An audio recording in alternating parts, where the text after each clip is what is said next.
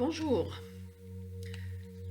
Dans ce podcast, je vous rappelle que je ne prodigue pas de conseils ou de traitements médicaux, psychologiques ou autres, et je ne fournis ni ne prescris aucun diagnostic, traitement, médicament ou remède médical. Donc pour plus de soutien, parlez-en à votre naturopathe, à votre médecin, à la personne qui vous soutient. Ces informations ne sont pas destinées à diagnostiquer, prévenir ou traiter un problème de santé. Elles sont fournies à titre informatif uniquement. Donc en cas de maladie ou de symptômes, contactez votre médecin traitant. Aujourd'hui, nous abordons le sujet des glandes surrénales, ce qu'elles font, ce que c'est la fatigue surrénalienne et les autres causes possibles de la fatigue. Et on abordera également les différentes façons de soutenir nos surrénales. Je vous rappelle que ces informations, vous pouvez les trouver dans les livres d'Anthony William. Donc, si vous avez besoin des références, on les mettra en dessous, dans les commentaires. Je vais vous donner également la liste des collations, des encas, ce que Medical Medium appelle les adrenal snacks, et la liste des compléments alimentaires recommandés pour soutenir vos surrénales.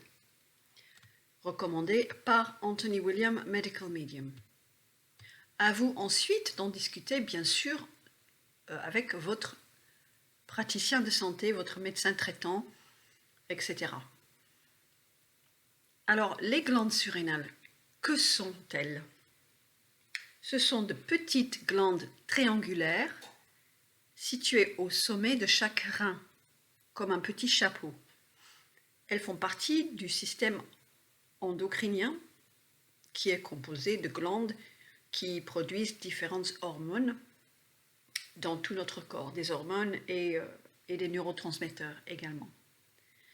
Ces petites glandes, appelées aussi suprarénales ou surrénales, sont composées de différentes couches qui s'appellent le cortex, donc la couche extérieure, puis la médula, qui est la couche intérieure. Et ces glandes produisent différents types d'hormones qui jouent un rôle absolument central dans notre santé globale. Medical Medium nous urge à protéger nos surrénales comme des trésors à garder. Alors, pour comprendre l'importance des surrénales, elles régulent de très nombreuses fonctions essentielles. La couche externe des surrénales, le cortex donc, produit des hormones importantes.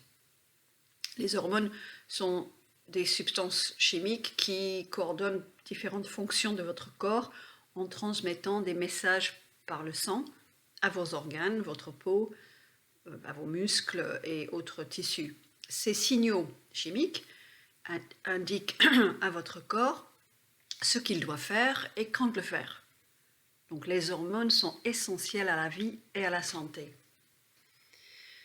Les hormones qui sont produites dans le cortex des surrénales régulent non seulement notre tension artérielle, mais aussi l'équilibre hydrique et salin, autrement dit l'équilibre de l'eau et du sodium.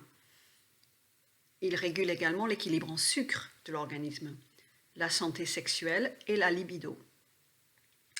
La couche intérieure de nos surrénales produit des mélanges d'hormones et de neurotransmetteurs impliqués dans la réaction fight or flight, combat ou fuite, comme le cortisol, l'épinéphrine et la norépinéphrine. Cependant, l'adrénaline ne se limite pas à la réaction de combat ou de fuite. Le type d'adrénaline produit n'est pas le même lorsque nous tombons amoureux, lorsque nous accouchons, lorsque nous recevons une mauvaise nouvelle, lorsque nous allons aux toilettes, lorsque nous fuyons un danger ou lorsque nous faisons un saut à l'élastique. Au fur et à mesure que la recherche médicale va se pencher sur ce sujet, nous découvrirons que l'adrénaline et nos glandes surrénales sont bien plus complexes et miraculeuses que nous ne le pensions. Les différents mélanges d'adrénaline sont associés à notre gamme d'états émotionnels chacun ayant sa propre signature.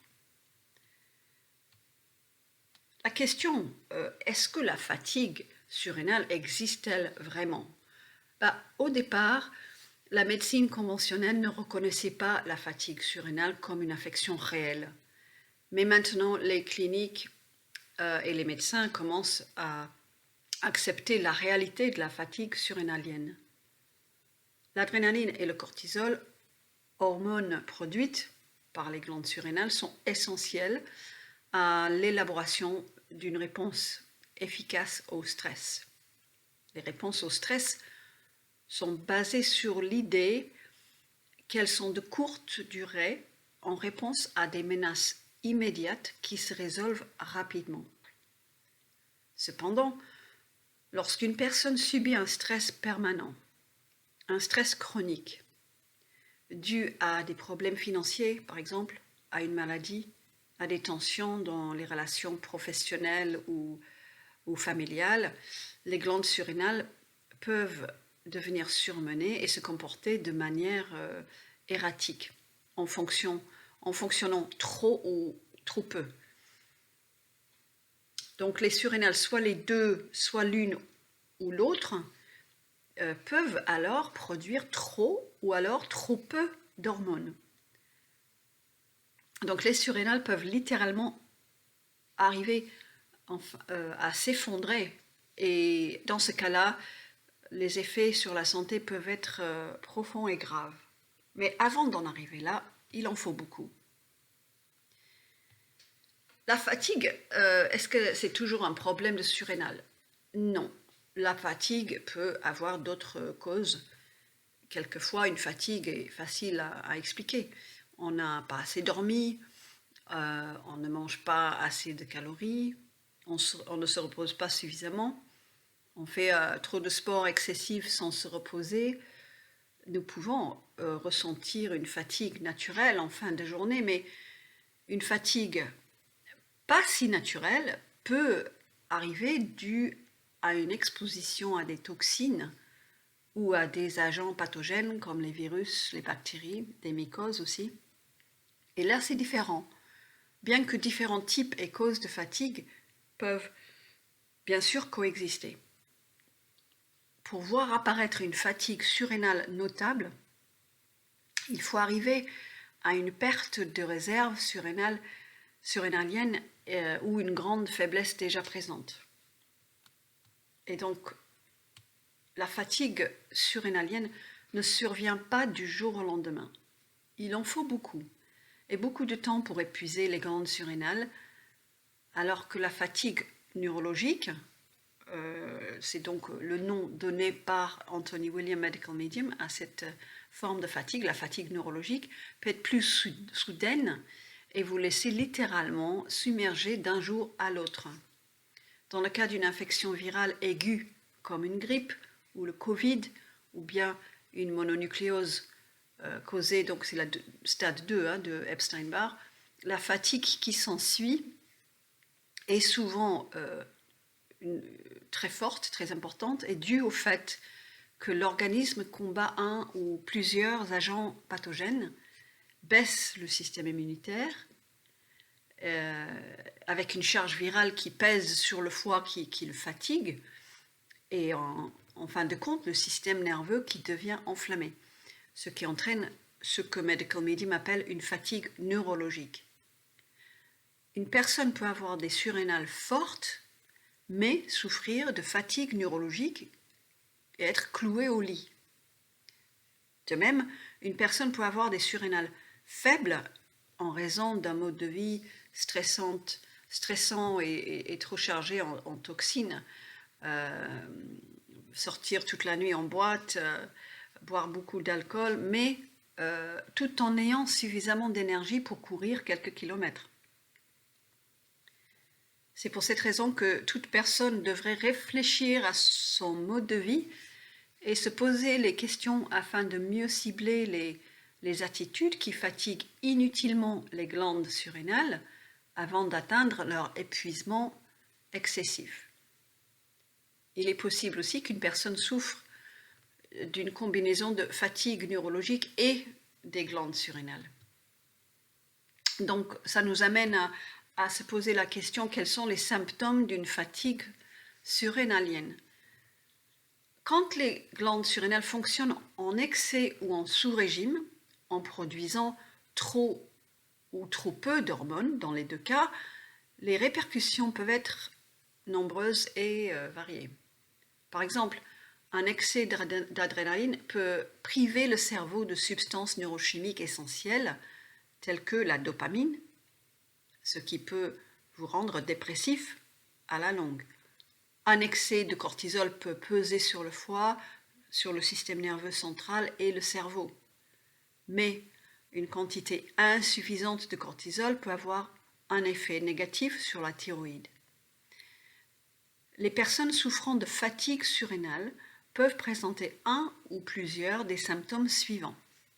Et ce n'est pas une liste exhaustive. Manque d'énergie, surtout le matin, coup de fatigue pendant la journée, vertige, manque de libido, faiblesse musculaire, difficulté à accomplir des tâches légères, perte de cheveux, voix rauque, la bouche sèche, difficulté à s'endormir, problème de concentration, l'hypotension, une confusion des oublis, mauvaise digestion, constipation, dépression et insomnie. On peut avoir un ou plusieurs de ces symptômes, on n'est pas obligé d'avoir tous les symptômes pour déceler une fatigue surrénalienne. Ces symptômes peuvent accompagner aussi une infection virale de faible intensité, de sorte que la fatigue surrénale et les symptômes viraux peuvent être combinés et vous fatiguer encore plus. Comme ces symptômes peuvent avoir des causes multiples, voici encore quelques indices supplémentaires qui peuvent indiquer une fatigue surrénale. Des indices typiques de la fatigue surrénale. Des coups de fatigue fréquents au début et au cours de la journée. Donc une fatigue qui survient dans la journée, mais avec une augmentation d'énergie plutôt en fin de journée ou le soir. Donc là, si vous avez des coups de fatigue et vous avez du mal à démarrer le matin, mais qu'au fur et à mesure de la journée, l'énergie remonte, là, typiquement, c'est une indication d'une fatigue surrénale et non pas neurologique. Parce qu'une fatigue neurologique ne va pas s'améliorer en fait. Il n'y aura pas de ce phénomène de fluctuation d'énergie. Donc vous êtes épuisé par exemple le soir, mais même malgré l'épuisement, vous avez du mal à vous endormir. L'insomnie, c'est donc un des symptômes. Bon, bien sûr, il y a bien d'autres causes à l'insomnie, mais ça en est un. Sinon, vous vous réveillez donc fatigué, sans énergie, après une nuit de sommeil complète. Vous avez bien dormi, enfin vous avez fait quand même 8 heures de sommeil, mais malgré tout, vous êtes fatigué le matin. Une transpiration excessive lors de l'exécution de tâches légères, une sensation de soif excessive et une incapacité à étancher sa soif, une sécheresse de la bouche, ou alors des envies de sucre pour tenir le coup. Ça peut être une vision floue ou une difficulté à se concentrer,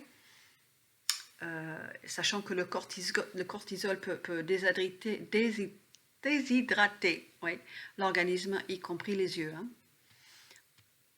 Donc les yeux secs aussi peut être une indication d'une fatigue surrénalienne. Une envie de stimulant, vous cherchez donc des cigarettes, de la caféine, du chocolat, des encas sucrés pour tenir le coup. Dans les cas extrêmes de fatigue surrénale, certaines personnes sont incapables de rêver suffisamment et les rêves sont importants pour répondre aux besoins de l'esprit et de l'âme. On règle beaucoup de choses sur le plan en fait de l'âme pendant les rêves. Donc si on ne rêve pas du tout, ça peut être une indication d'une fatigue surrénalienne assez avancée. Alors, les causes de la fatigue surrénalienne, il y a de nombreux facteurs qui peuvent contribuer à cette forme de fatigue. On va en couvrir quelques-uns. Il peut s'agir d'une hyperactivité des surrénales due à un stress élevé et prolongé, c'est-à-dire le syndrome de combat ou de fuite chronique et en continu.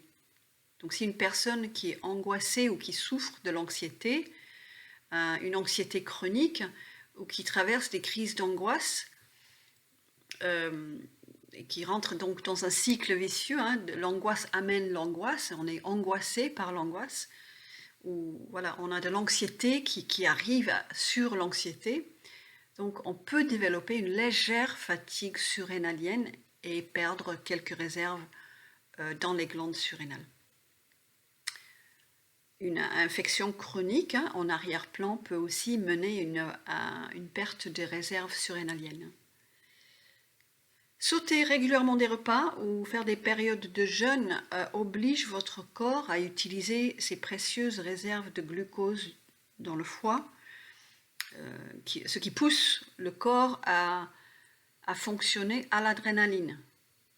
Donc quand en fait il y a une baisse de sucre dans le sang, à un moment donné, ça donne une alerte au surrénal de produire une imitation du sucre pour compenser. Et donc ça fait fonctionner les surrénales et conduit à leur épuisement. Les jeûnes et les jeûnes intermittents ne devraient jamais être entamés par des personnes avec une fatigue surrénalienne. Et ça, il n'y a vraiment que Anthony William, Medical Medium, qui nous l'enseigne. Le jeûne a bien sûr une place dans la santé de l'organisme depuis des millénaires. Néanmoins, le fonctionnement du corps au XXIe siècle, qui a des défis jamais vus auparavant, fait que le jeûne est plutôt néfaste et dangereux avant de restaurer les surrénales. D'ailleurs, Medical Medium, il propose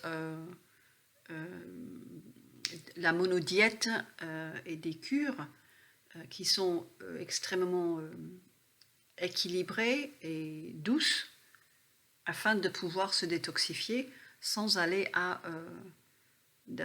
au stade de jeûner complètement qui met une pression terrible sur les surrénales. Donc,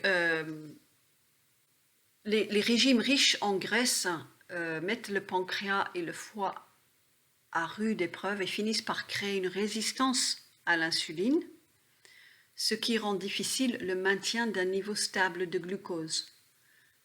Et cela crée à son tour une pression massive sur les surrénales qui s'efforcent de produire des hormones pour compenser les faibles niveaux de sucre dans le sang. Alors comment est-ce qu'on peut soutenir donc nos surrénales, sachant que voilà, aujourd'hui, avec les modes de vie que nous menons, dans un contexte particulier depuis 3 ans, comment est-ce qu'on peut trouver un soutien, une aide importante? Et on va le trouver notamment dans les aliments. Et dans certains aliments, et dans la façon dont on va manger ces aliments. Si vous pensez avoir des problèmes surrénales, vous devez manger toutes les heures et demie ou toutes les 2 heures. Plus la fatigue est importante, plus vous devez grignoter fréquemment. Je sais que ce conseil va à l'encontre de ce que disent beaucoup de personnes dans le domaine de la santé alternative. Ça, c'est une information, donc, Medical Medium. Pour protéger nos surrénales, si vous avez un début de fatigue surrénalienne ou une fatigue avancée, vous devez manger toutes les heures et demie ou toutes les 2 heures. Une personne qui a une fatigue surrénalienne très sévère devrait manger toutes les 45 minutes. Mais là, vraiment, c'est que la personne est au lit 24 heures sur 24, ne peut plus bouger, très fatiguée et certainement avec d'autres pathologies et symptômes en arrière-plan. Donc, lorsque l'adrénaline sature le foie, celui-ci perd ses réserves de glucose, de glycogène. Ces réserves sont présentes dans le foie, ce qui permet d'éviter l'hypoglycémie, hein, le manque de sucre dans le sang. Lorsque les surrénales pompent de l'adrénaline à cause d'un stress trop important, le foie en paye le prix. Donc nous pouvons aider le foie en reconstituant ses réserves de glucose et de sels minéraux. Donc on arrive à comprendre que le truc des 3 repas par jour peut être désastreux pour les surrénales, pour quelqu'un qui a une fatigue surrénalienne. Donc l'idée, c'est de grignoter les bons aliments toutes les 2 heures. Et pensons vraiment à nos enfants à l'école qui arrivent de bonne heure et qui doivent attendre jusqu'à midi. Là, vraiment, on peut les soutenir de cette manière-là en leur glissant des encas, et on en parlera dans une minute de ces encas dans leur cartable. Et leur dire de le manger toutes les heures, de les manger. Et ça, c'est une conversation à avoir dans le cadre de l'éducation, hein, de partout, de l'éducation nationale, de l'éducation privée. C'est un autre sujet. Donc, les solutions naturelles à la fatigue surrénalienne, donc nous avons besoin de bons aliments, que l'on soit végétalien, que l'on suit des régimes paléo ou végétariens, que vous mangez ou non du poisson ou de la viande. Quel que soit votre régime alimentaire, vous devez commencer à grignoter au moins toutes les 2 heures. Alors, le complément alimentaire, hein, le numéro 1, selon Anthony, grâce à ses sels minéraux, c'est le jus de céleri, consommé 1 fois par jour, tous les jours, qui aide vraiment à restaurer les surrénales, les neurotransmetteurs aussi, mais aussi le foie et l'acide chlorhydrique. L'adrénaline diminue l'acide chlorhydrique dans votre estomac, ce qui affaiblit votre système digestif.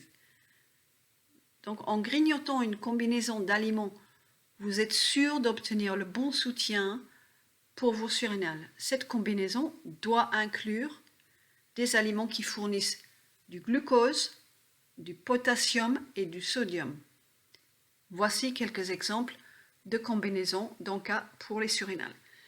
Je crois qu'il y en a 21 là. Donc,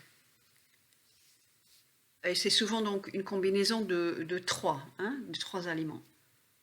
Pommes, céleri et dattes. Orange, avocat et épinards.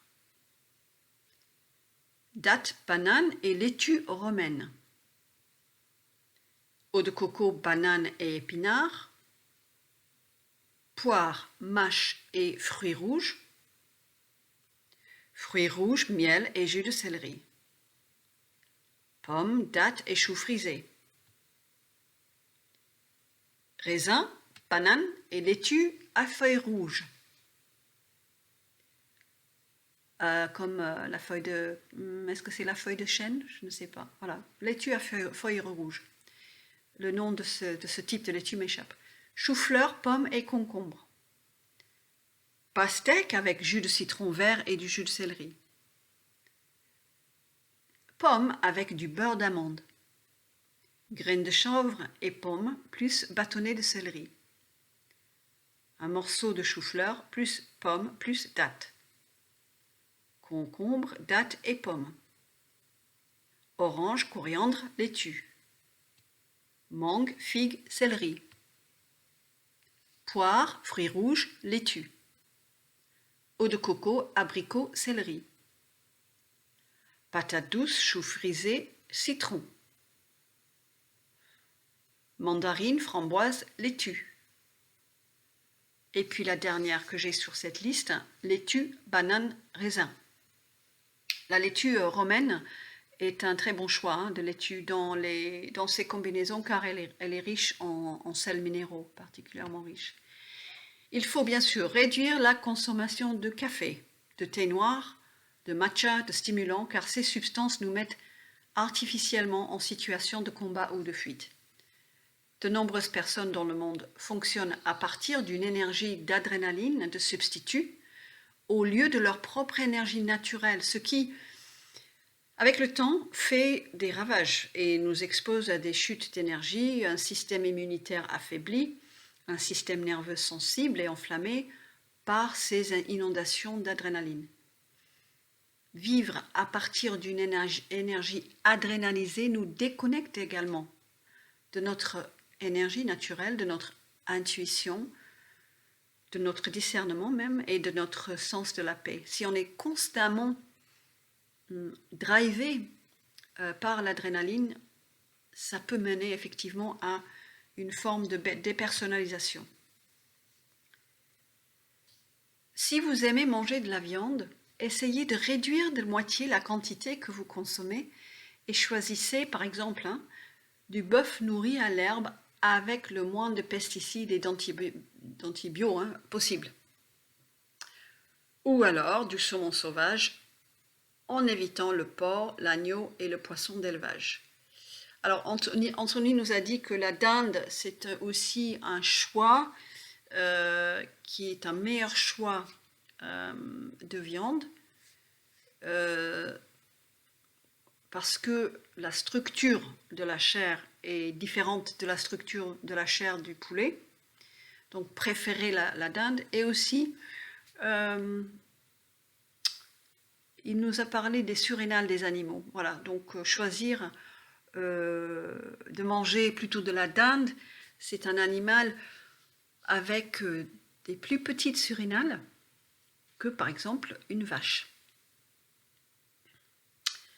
Et l'idée là, c'est qu'au moment de la mise à mort de l'animal, il y aura moins d'adrénaline dans un animal avec des petites surrénales.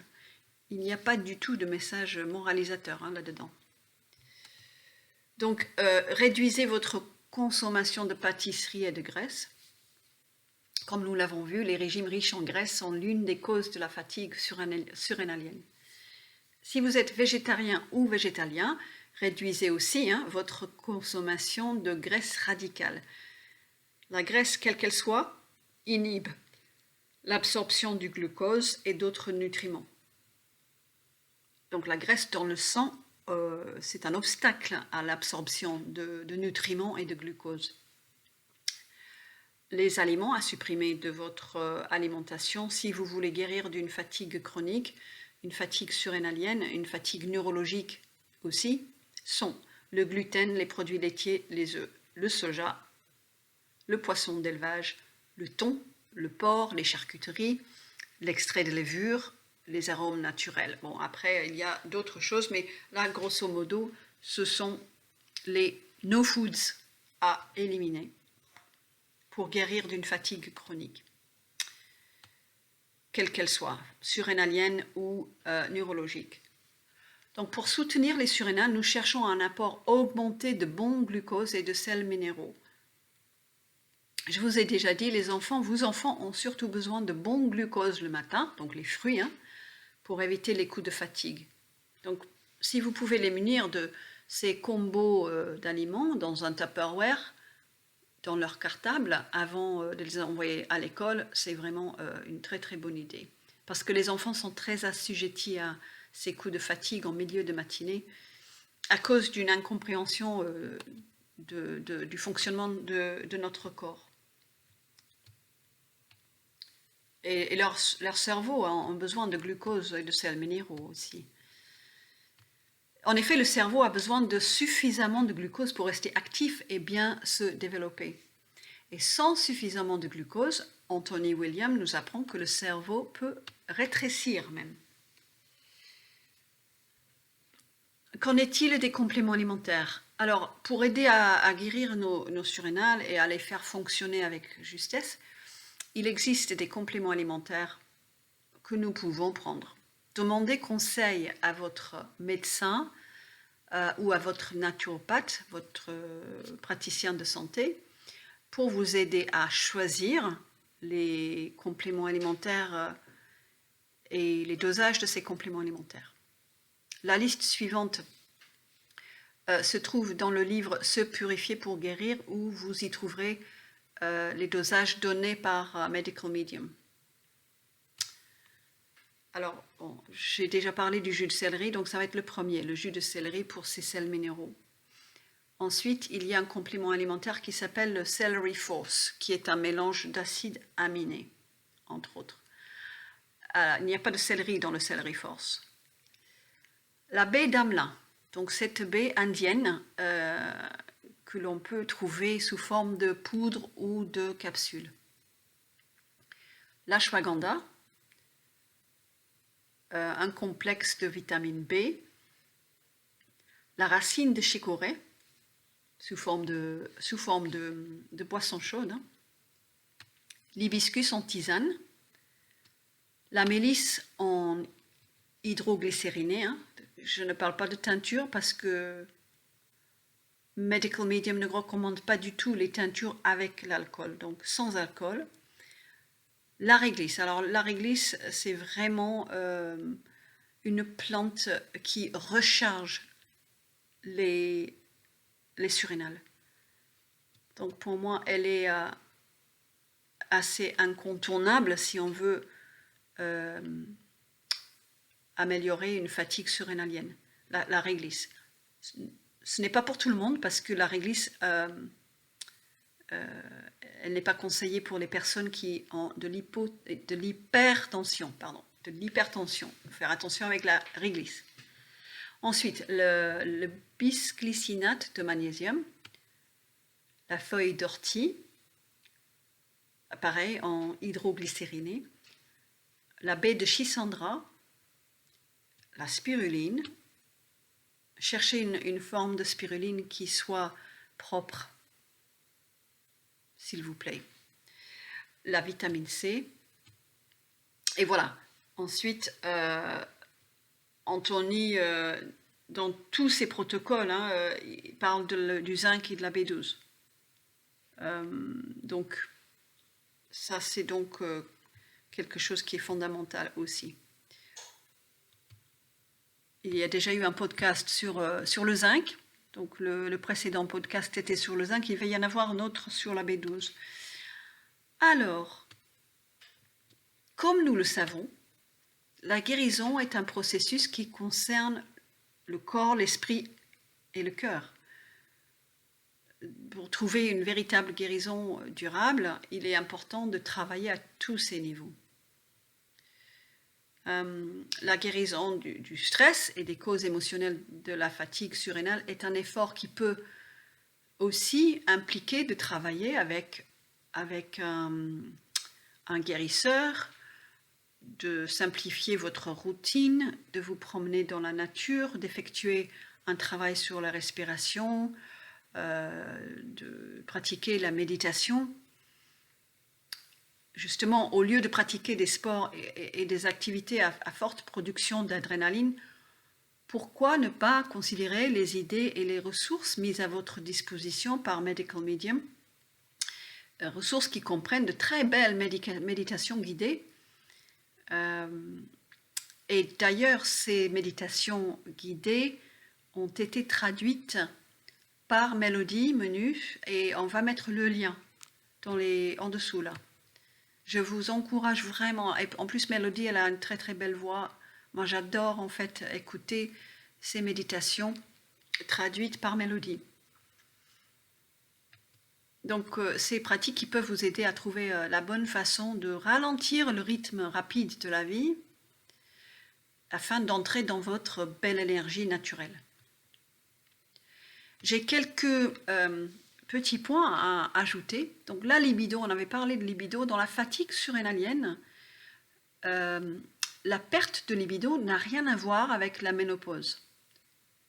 Les femmes ont en fait un mécanisme dans leur corps qui fait que si les glandes surrénales baissent un peu, le corps, lui, ne voudra pas procréer parce que si une grossesse se produit, il doit y avoir suffisamment d'adrénaline pour que l'accouchement ait lieu et que le bébé sorte.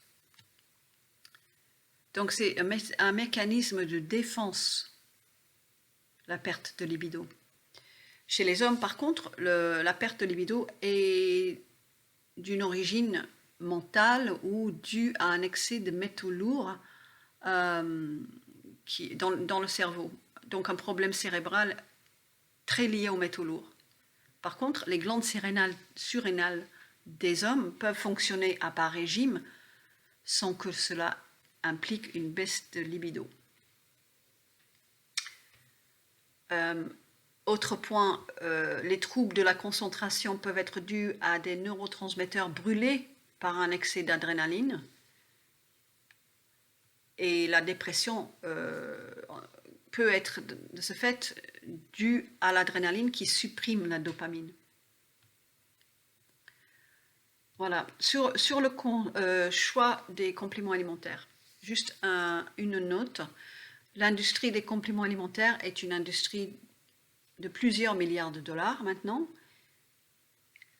qui n'a pas toujours vos intérêts à cœur.